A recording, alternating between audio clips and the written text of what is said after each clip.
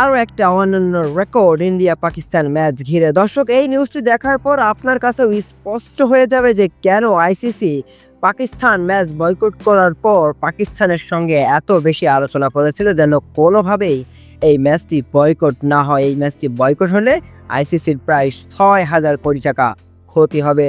আর ICC টুর্নামেন্টের ইতিহাসে সবচেয়ে বেশি টি-20 দেখা ম্যাচও কিন্তু এই পাকিস্তান ইন্ডিয়ার এই ম্যাচটাই হয়ে গেল এবারে টি-20 বিশ্বকাপে। মূলত স্টেডিয়ামে বসে খেলা দেখেছে মাত্র 36,000, কিন্তু ডিজিটাল প্ল্যাটফর্মে পৌঁছেছে বিশাল 163 মিলিয়ন দর্শকের কাছে, যা একটা ইতিহাস, যা একটা রেকর্ড।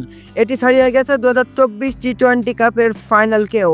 তাই তো আইসিসি অনেক বেশি খুশি। তবে ইন্ডিয়া পাকিস্তানের ম্যাচের উত্তেজনা কিন্তু এখন আর আগের মতো নেই, এটা একেবারেই স্পষ্ট। যদিও এখন রেকর্ড হচ্ছে, অনেক বেশি দর্শক এই ম্যাচটি দেখার জন্য মুখিয়ে থাকছে।